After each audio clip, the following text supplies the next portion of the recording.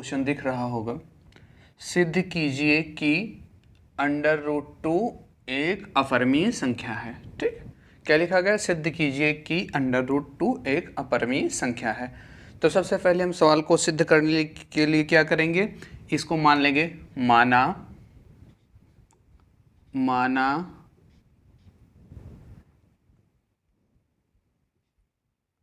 √2 एक परमीय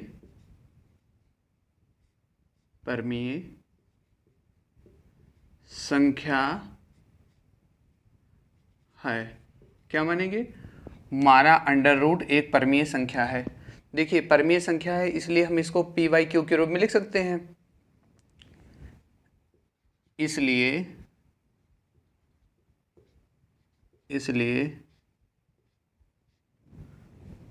हम √2 को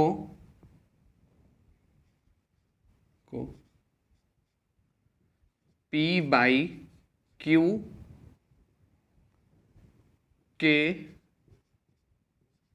के रूप में व्यक्त कर सकते हैं। किसके रूप में भैया? p/q के रूप में।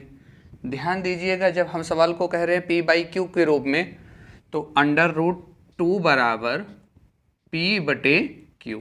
क्या लिख सकते हैं? p/q। यहाँ कारण दे देते हैं, जहां p तथा q एक पूर्णांक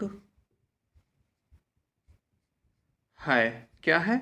जहां p तथा q एक पूर्णांक है, q = नॉट 0, यानी q का मान आपका 0 नहीं होगा, क्योंकि अगर किसी संख्या में हम 0 से भाग करेंगे तो पूरा मान क्या हो जाएगा? आपका 0 हो जाएगा। ठीक है, और p तथा q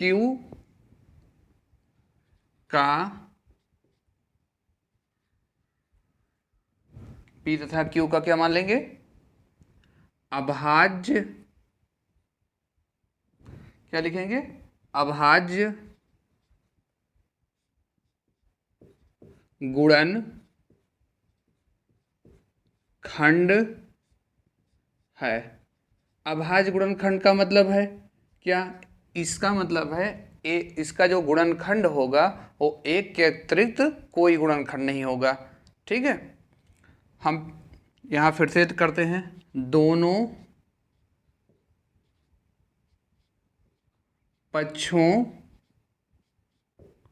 का वर्ग करने पर, तो यहाँ देखिए क्या लिखा? √2 इसका वर्ग लिख लेंगे, बराबर इधर क्या है? p/q का होल स्क्वायर कर लेंगे। ठीक, अब देखिए ध्यान से, इस √2 का मान कितना होता है? आपका 1/2 यानी द्वितीय मूल होता है। तो इसको हम क्या लिख सकते हैं? 2, इसकी पावर क्या है भैया? पहले से 2, और इस √ का मान कितना होगा? 1/2, बराबर इधर क्या लिख सकते हैं? p²/q²। क्या लिख देंगे? p²/q²। अब देखिए यहाँ 2 से 2 कट जाएगा। ठीक है, क्या बचा आपका? 2 की पावर 1 बराबर p²/q²। ठीक है, क्या लिख देंगे? p²/q²। अब ध्यान देंगे, यहाँ पर किसी की पावर 1 का मान सदैव वही होता है, यानी क्या आ जाएगा आपका भैया? 2। इधर क्या हो जाएगा? p²/q²। हम क्या करेंगे? q से गुणा कर लेंगे, तो यानी क्या हो जाएगा? 2q² बराबर p²।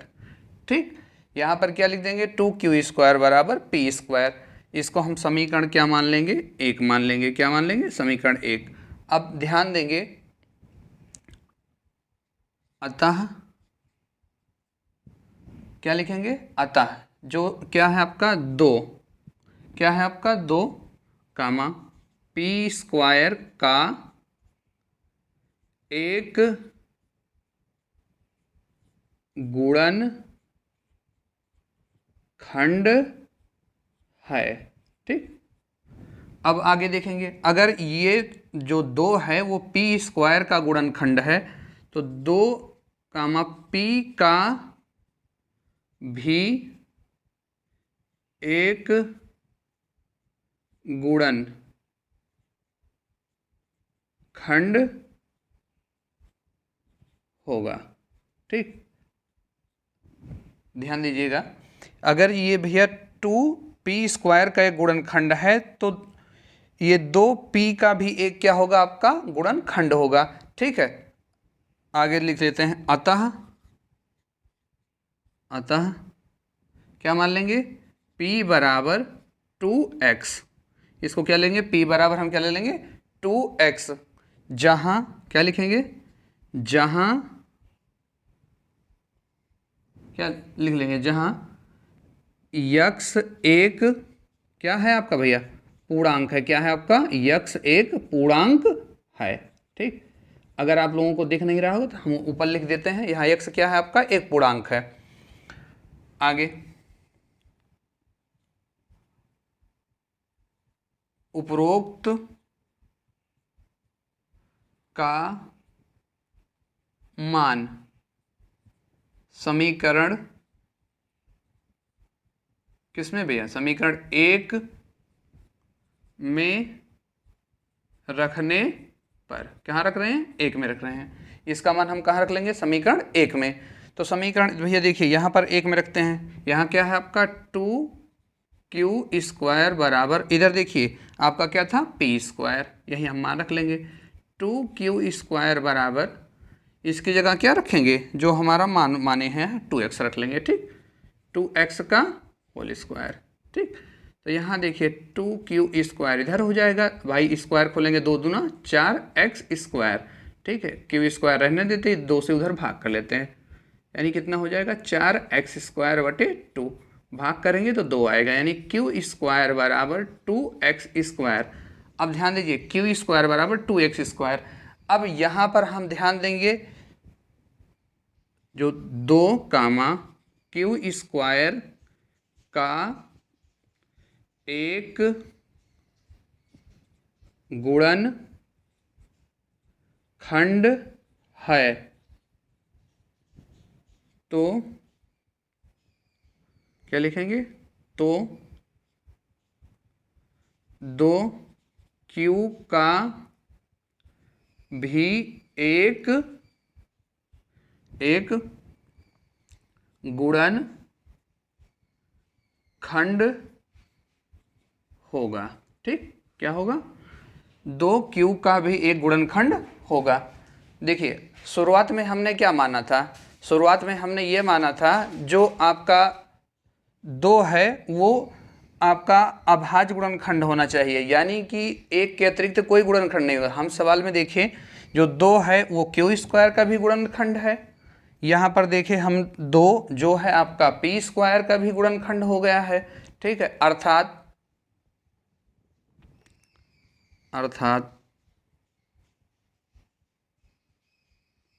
क्या लिखेंगे, अर्थात ठीक है 2 कामा p तथा q का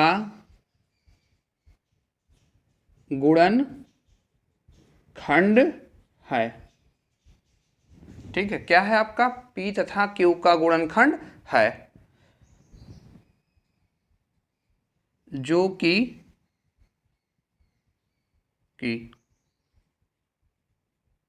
विरोधाभास है।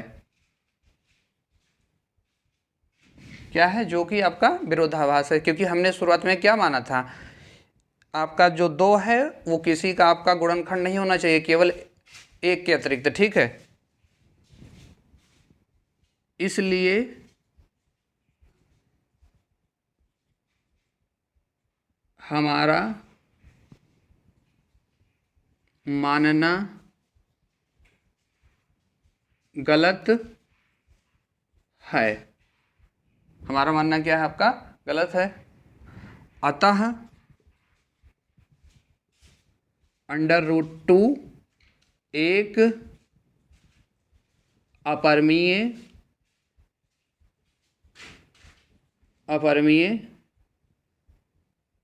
संख्या है। क्या है? √2 क्या है आपका? एक अपरिमेय संख्या है। देखिए आप लोगों को सवाल समझ में आया होगा। ठीक है, क्या था? सिद्ध कीजिए कि √2 एक अपरिमेय संख्या है। ठीक है, इस प्रकार से हम सवाल को सिद्ध कर सकते हैं। धन्यवाद।